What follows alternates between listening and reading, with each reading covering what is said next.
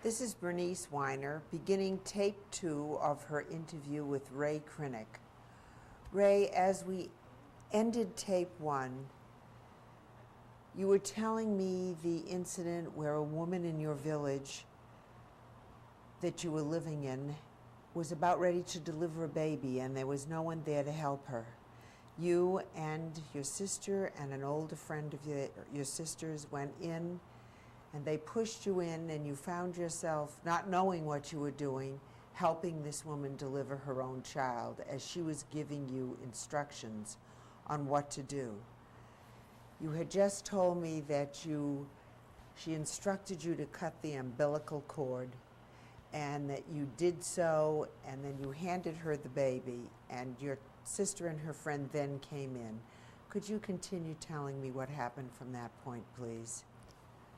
Well, I realized that I just helped deliver a new life. My sister told me how great I was. She gave me courage. And that was it. It was an incident that happened, and we waited when that female doctor was her turn to come to the village. Days later, she examined the baby. The baby was fine, and she was very proud of me. How old were you at this time? I believe it was I must have been about 12.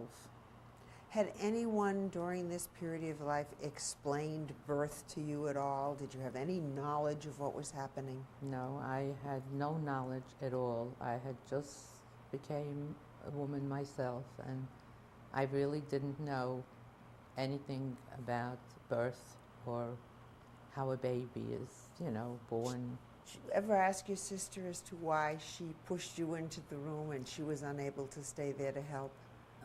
She never really gave me an explanation. I guess she understood more, and she froze. What happened when your father came home, when he found out what you had done that day? He was very happy and proud, and he felt that he has done, he really was proud of his daughters because he was responsible for our existence all the way. So he was very proud as we were growing and taking out maturity. It was a feather in his cap. Through all this hardship, he did right by his children.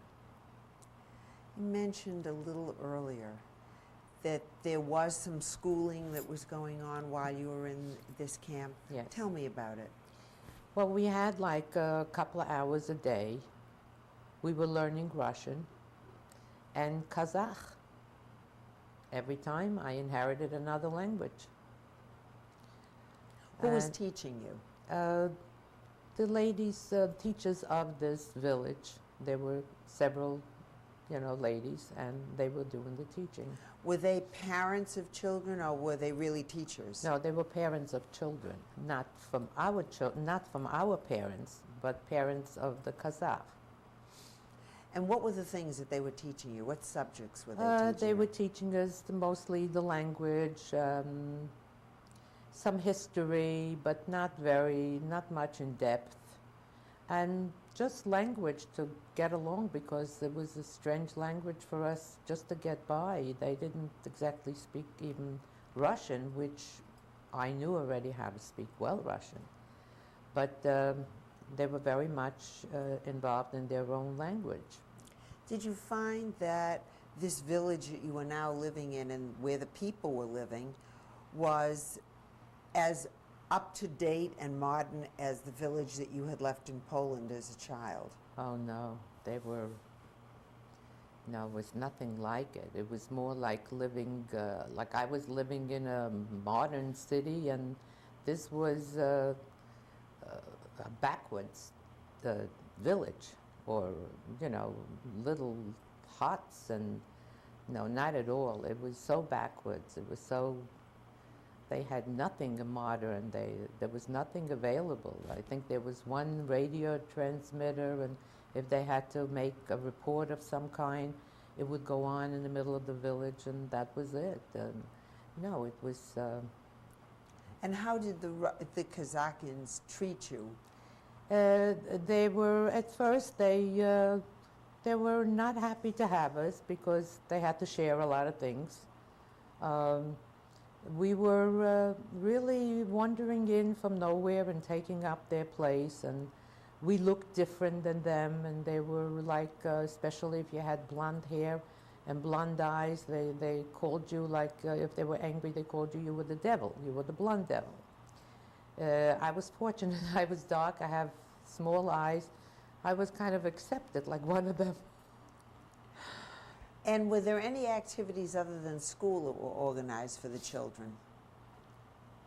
Nothing very much. I mean, sports, we used to run around, you know, tag and whatever, hopscotch, nothing very intelligently played. Were you ever given any information about what was going on in the war in the rest of Europe? We really didn't know at that point what condition the war was in.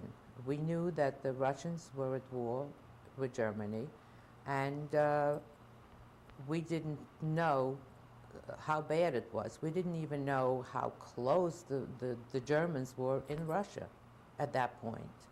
Do you know the year that you're talking about now? I'm talking about maybe 43, even close to 44.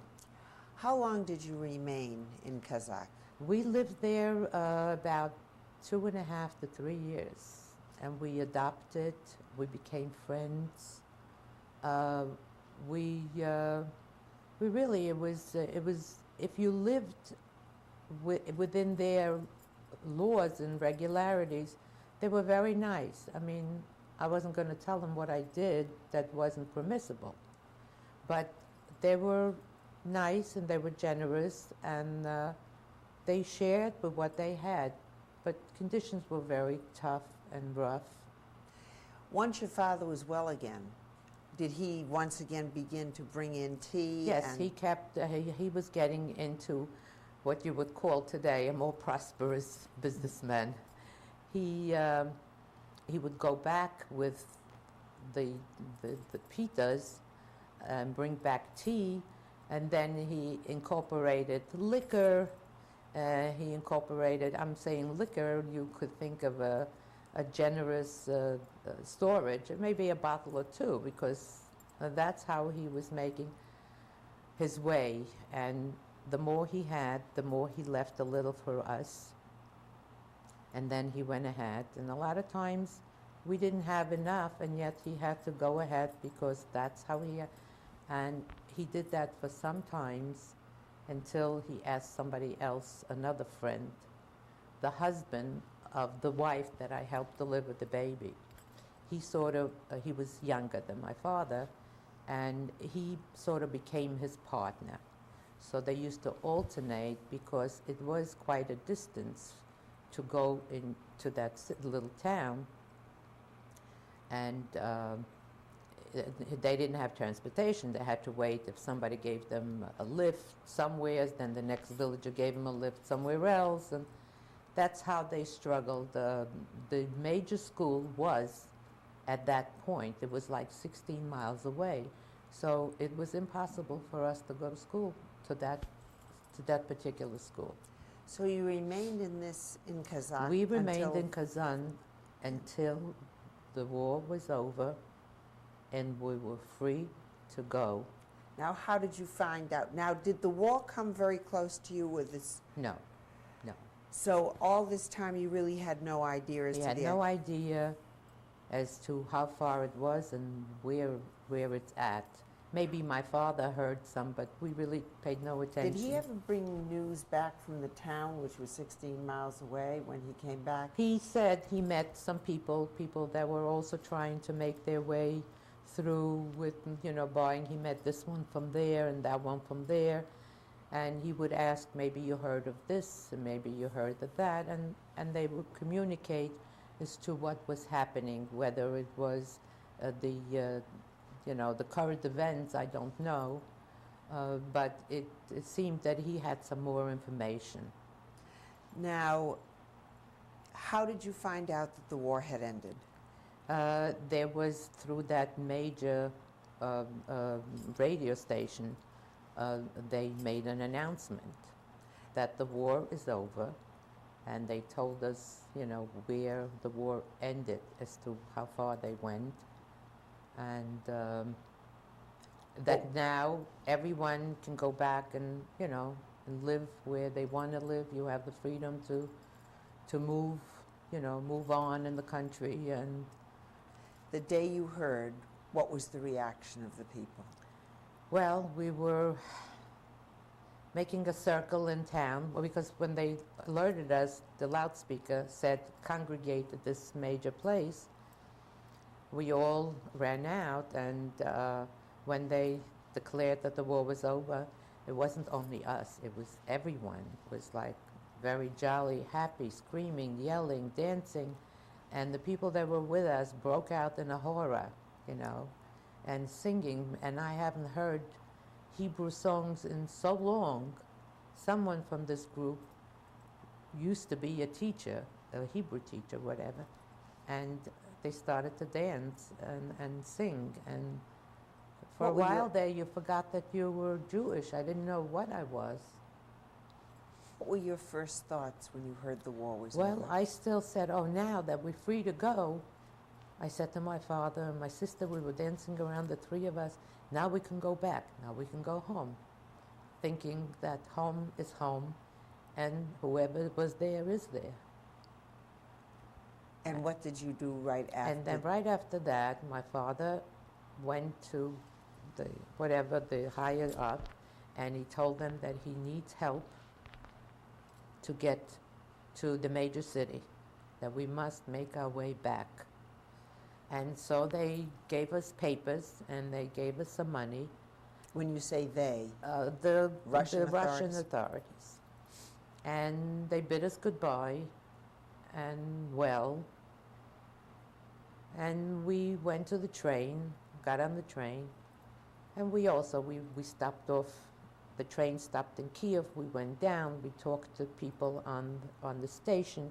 We met a lot of people from Poland. We met a lot of people from Russia that were already. They were wondering too, because their part of Russia was taken over. what was the whole attitude and feeling of the people at this time? It was happiness. It was like freedom at last. You land in Kiev. Where did you go from? How long did you remain No, we there? just stayed at the station, and my father tried to make. We took this family, this from Armenia, with us to Kiev, because their parents had passed away, and my father had a dream at night that the parents told him, "Take care of my children." So they came with us till Kiev, but they had Russian citizenship papers. How old were these children? The older daughter must have been at that point, or let's say I was 12, she must have been about 18 years old, and then 16 and 14. And they had citizenship papers. They became citizens on their parents' passport. And they told us we were going to get into trouble if we take them anywhere beyond that point. So we met someone on the station. Who told you you were going to meet trouble? They told us that anyone that has a Russian passport cannot leave Russia. And we knew that they were Russian. Speaking of the other children, Right. not yourselves. Not Right, so you ourselves. left them in Kiev. So we met someone on the station, someone my father spoke to, and they volunteered to take these children to bring them to a point where they would be safe and someone would look after them. We said goodbye, and that was the end of. We never heard from them. Of course, it took years until we knew where we were going to be. And we went from Kiev to another big city, and then we linked on to another train. Then we met more people, people that we didn't know, people that we did know, or people that knew of us. And we started to ask by name, maybe you saw this one and maybe you saw that one. That's when we found out that the people that went on beyond Ural were gone. And now everyone is in Russia. They don't know yet what's happening anywhere else. But they told us they lived with this one, but he's no longer here. They lived with that one, he's gone. And so we kept forging on until we came to Austria. And in Austria, there was also like a shelter that all the displaced persons gathered. And as we were going from town to town, we always found a place to write our names down on a wall, on a brick. This and this, you know, Schwartz, Rivka, Schwartz, Manya, Schwartz, Abe, survived heading this way, that way, you know. We always left like a sign someplace. Now, where was your final destination going to be? We were sort of going back to Poland, but by the time we came to Austria, we met people that knew that my mother and my brothers were gone. What did they tell you? They told us that the children were taken away shortly after the war started. And my mother, she worked some in a bakery and was working, and she lived till 1945, and they killed her in 1945.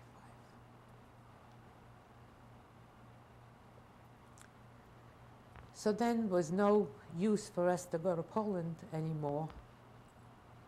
But we always remembered when my father said, we'll go to America.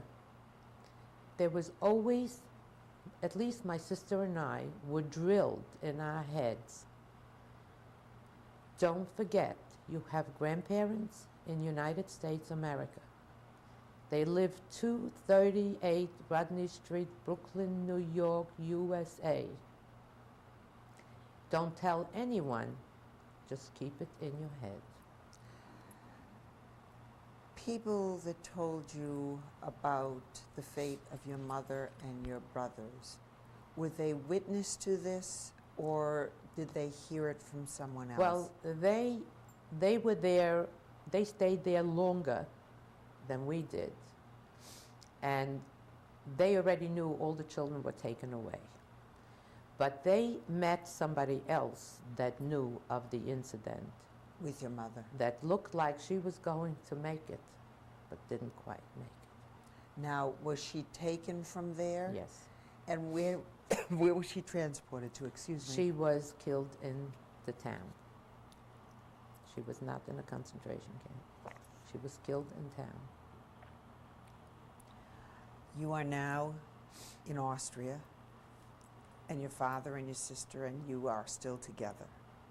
What happens at this point in time? At this point, a cousin of ours read on one of the publications on the wall and started to search for us.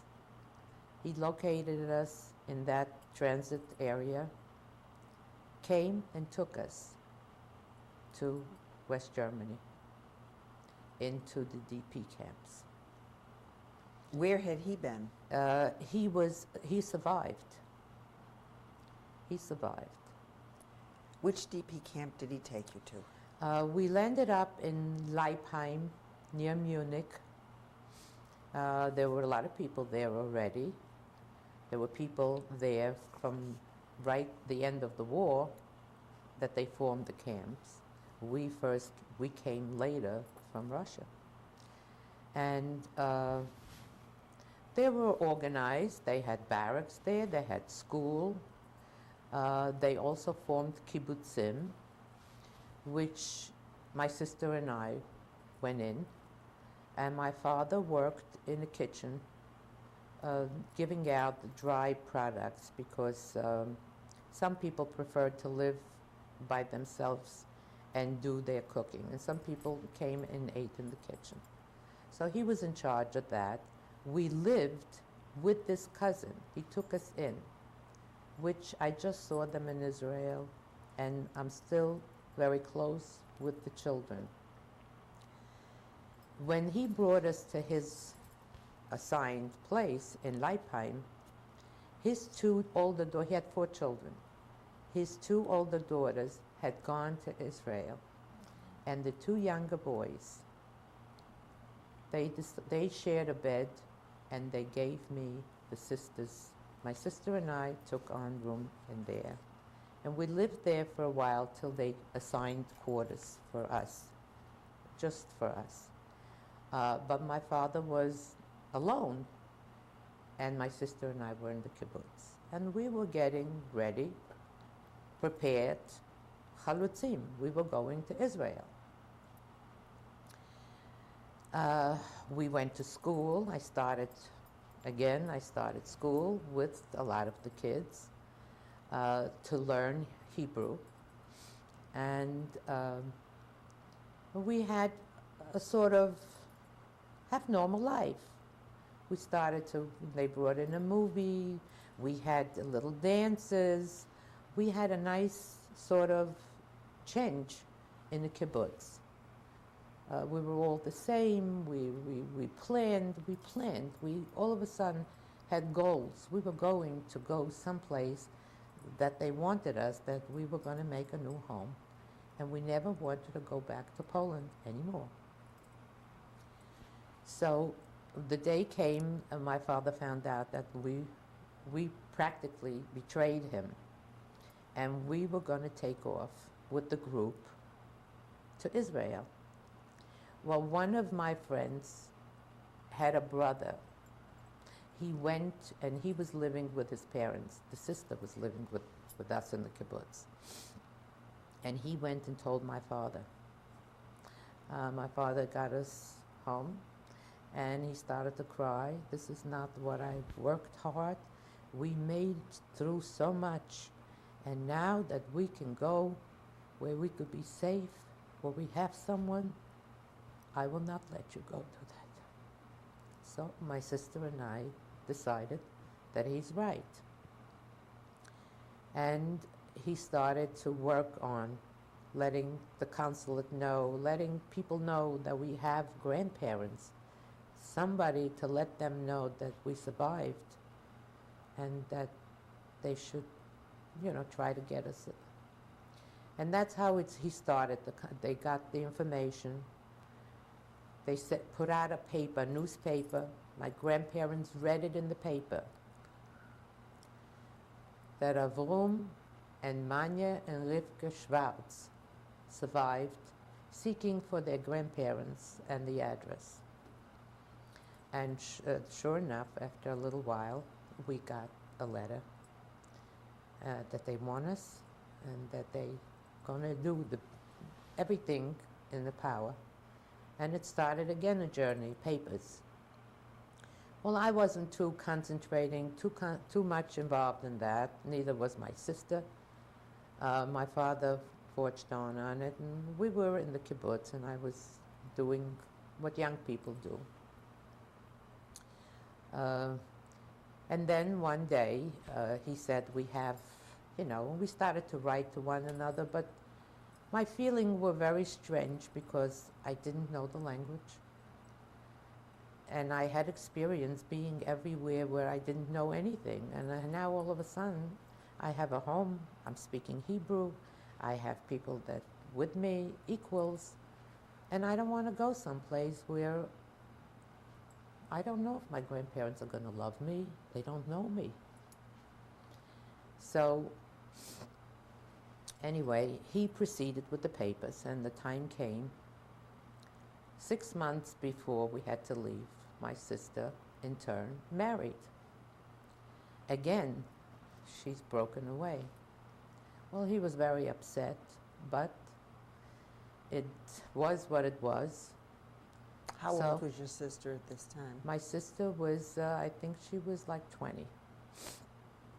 And you were about 16? It was 16? She got married in 1949. So I was 16 and she was 20. And so now it's just my father and I. And she married into a lovely family. but she couldn't come to the United States. So we were very upset, but she stayed on. We got the papers. We went to Bremerhaven. We went through all the process, the doctors, the this, the that, whatever. And finally, we board a ship. The ship was SS Barlow. The date was June 17, 1949. Now we're on an American boat. It was an Army boat. Of course, it's not a cruiser, but it was okay. I was a little nervous. I was afraid for my father to be ill, but I was ill. The trip was not good. But we landed in Ellis Island. Tell me your feelings as you came into the port of New York and you saw the Statue We of Liberty. came into the port, it was like sundusk.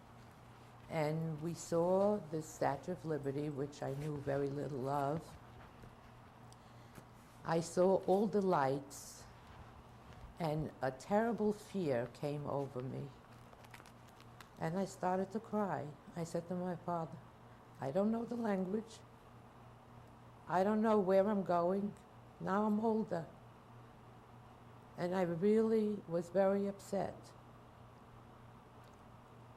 And I said to him, throw me in the water. I remember saying that. And he said, don't be silly, child. You're going to have grandparents. They're going to love you. And they're so happy to know that you're alive. Well, we went to sleep the next morning. My grandparents let us out. We gathered in this big open space, which I inscribed our names there now. And I was looking. I really didn't know what they looked like. So every face was, maybe it's that, maybe it's that. I didn't have pictures. My grandfather, my grandmother, my uncle. That was my uncle and my aunt was the two children that he fathered afterwards when he came back. And there was a family there, and my father goes, that's them. And he starts to run, and I'm walking very slowly. And they threw this guard aside and just bursted out into the middle of the lane. And the hugging and the kissing, I remember my grandfather feeling me. She's alive. It's real. He never laid eyes on us. And my aunt, it was from the first moment on, she became like attached to my flesh. Here's a whole family that love me and want me. And I remember they took a cab and we went to their home, which they lived in Williamsburg. And that was my first home, per se home, that belonged to my family. And I had wonderful years with them. Did you go to school while you were there? So when I first came, it was in June, the end of June. I was eager to start school again. Never finished, always starting. And June, the school closed. My aunt was very instrumental in trying to do everything that she could. And so I had a friend that came 6 months before me, so I got in touch with her. She lived in Flatbush, near Erasmus High School. And we got an idea that if I produce a paper that I live in her home, I will be able to go to Erasmus High School at night, because I wanted to go to work, I wanted to do things, I didn't want to ask for my grandparents more than they've given me. So I decided to go to work. and at night to school. And that's what happened. I went during the day to work. What were you doing? I was working in a factory. I was sewing Did buttons. you remain living with your grandparents? I stayed with my grandparents till the day I got married. They walked me down the aisle. I went to Erasmus High School, and so I could go there until September. The other school would open up. I'll be able to go in my district. But I never changed to my district. I stayed in Erasmus High School, and I finished school there. And that's where I met my Prince Charming. What is your husband's name? My husband's name is Jack Krinick. And when did you marry? We got married in December 1, 1951. And where did you live when you were married? When we first married, we lived in the Bronx because it was very difficult to get apartments there. An aunt of ours found an apartment. We lived in the Bronx for about from 51, and then we moved to another apartment, but we lived there until 1959. 1959, we bought a house in Brooklyn. And what did your husband do? My husband was working for a company that were making different designs on garment industry. In the garment industry, different designs on dresses, blouses. And he was always talking, enterprising. He was a very enterprising man. He had goals and he had dreams. And we reached to those dreams, and he decided to go in for himself, and he did. Do you have a family? I have a wonderful family. What are your children's names? I have my oldest son. His name is Ronald Krinick. He is an orthopedist. He has a wife, Elizabeth, which we love, and we're very fond of her. She's a wonderful mother and a wonderful wife. She's raising 3 beautiful children, my grandchildren. And what are their names? Their names are Noah, which we just had a bar mitzvah. The second is Alex. How old is Alex? Alex is 7. And Alex, perhaps she's older, 9 maybe. Yeah, she's 9. And Jenny is 7. And do you have any other children? My middle son, my youngest son's name is Howard Krinick. He's a dentist. He has 3 lovely daughters. One, the oldest one, is Nicole. She's 16 and a half. She's a beautiful young lady. Second one just had last year a bar mitzvah. She graduated 2 weeks ago, Yeshiva Elementary School. Her name is Danielle. She's 14. And then he has another beauty, Samantha. Samantha is going to be 12. Wife? They're divorced. And any other children? Now I have my pride and joy, my daughter. Her name is Linda Cohen now. She married a Roger Cohen, which is a wonderful young man. He's in our business now, which is his business. My daughter is a business major. She has 3 lovely girls. And what are their names? Dahlia is the oldest. Dahlia is 10 and a half. Jamie is 8 and a half. And little Lizzie is going to be 4 in August. And the entire family last October, we all went to Israel for our only grandson's bar mitzvah. He is the king of the road. If there was one lesson that you would like to leave for people to learn from your experience during the war, what would that be?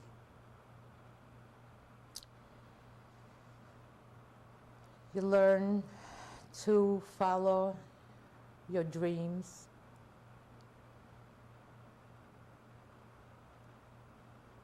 You learn to pursue and make the best of situations and try to deal with them, to think with them clearly, stay alive, and catch your dreams. Rae, I'm going to walk over and put up some pictures that you brought with you, and when they flash on the screen, you can tell me what they are.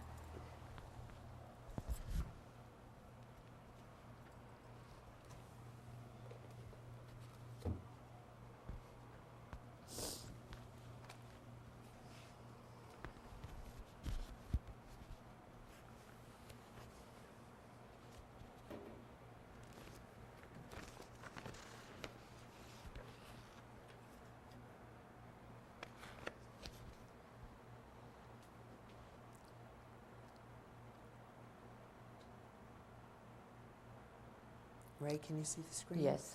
Would you tell me these people in the picture? This picture is my grandfather, my father's father, my father's mother, and my father's youngest sister.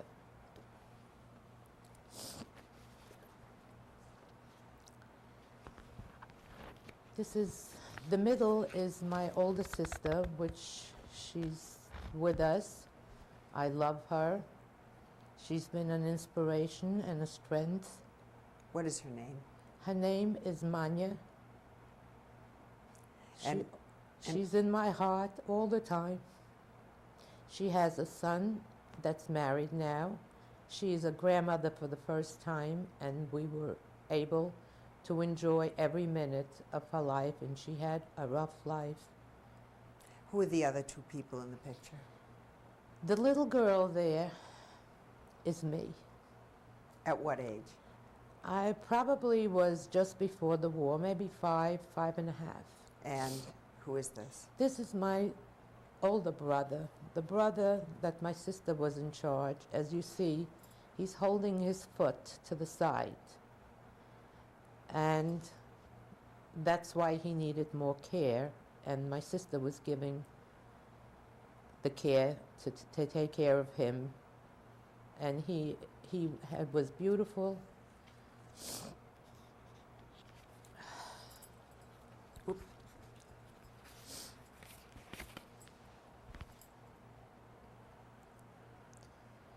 This is a picture in Leipheim. When we went to school, we put a show on. It was for Israel, a setting in Israel, singing for Mayim, Mayim, water, water. And I was the solo singer.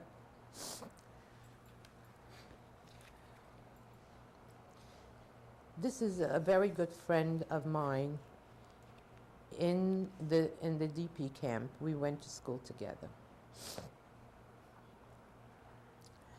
And who are the two people in this picture?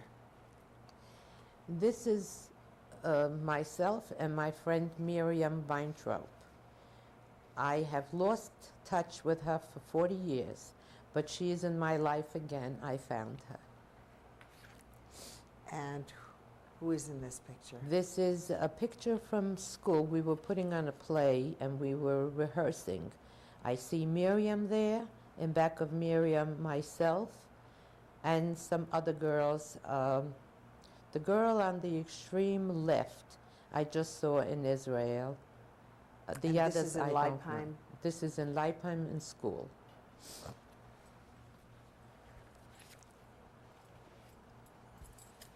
And this is also, it's like a drill in the school, of the entire school. These were all Jewish kids in the DP camp.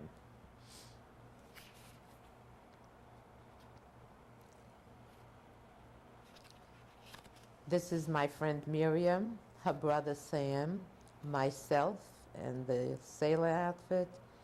And the young man in back of me turned out to be a brother-in-law to my sister. His brother was married. He's no longer with us. This is my first fur coat in America. I saved money and I made myself a Multan coat. My friend Sylvia, that's the girl I stayed in while I was going to Erasmus High School.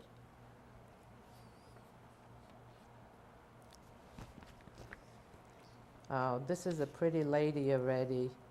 My grandfather took a bungalow for the summer, and I came out to visit for my vacation.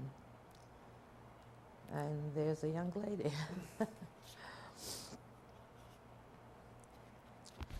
This is a picture of my dad to the left,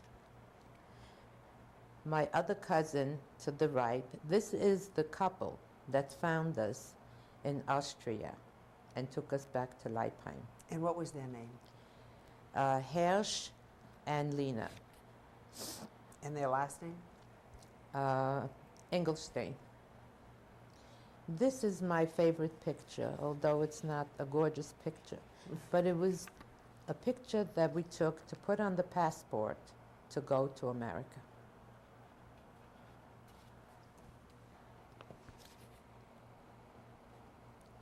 Oh, this is my Prince Charming. He was waiting for me. We were having a date.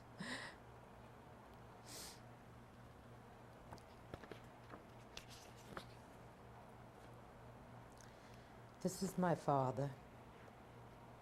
He was ill already then. It was in probably the end of 1979 or 80.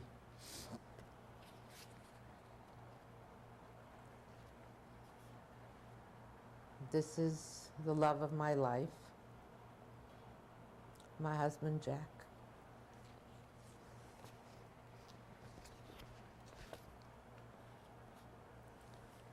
And these are the precious jewels that came from us. These are your 5 My grandchildren. grandchildren, only part of them, we have more. And there's the more. This is the more, this is the youngest, Liza. She is precious.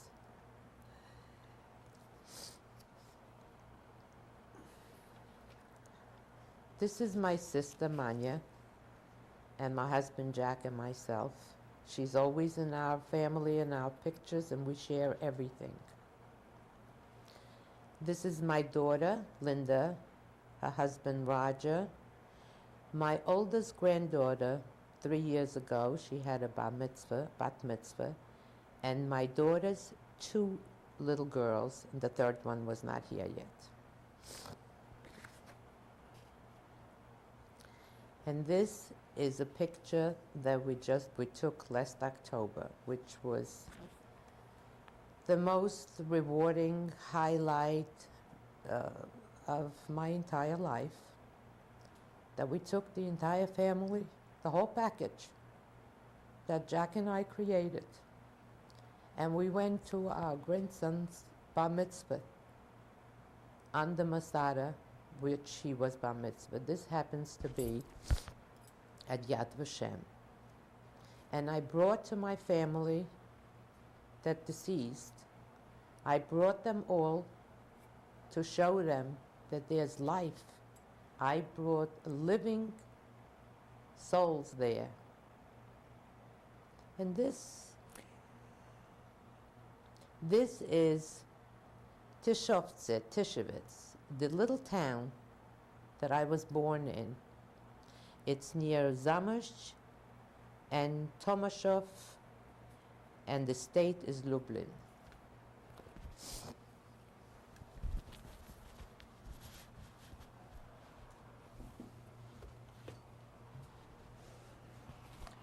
Rae, I want to thank you so much for coming and sharing your experiences with me. It certainly was my privilege to be able to interview you. Certainly had an extraordinary experience. And I want to thank you because you've made all this come out, and hopefully from now on I have a lighter baggage to carry, because I never told the story in full length, and I'm sure it's not a complete story, because I could talk for a year before people would find out the end. But I do thank you, and you were wonderful, Thank you very and much. you were very professional, and I feel very close to you since you know my whole life. Thank you very much. This has been Bernice Weiner interviewing Rae Krinick about her experiences as a child survivor of the Nazi Holocaust. This interview will be included as a valuable contribution to the Oral History Library of the Holocaust Documentation and Education Center, Incorporated. Thank you, Rae.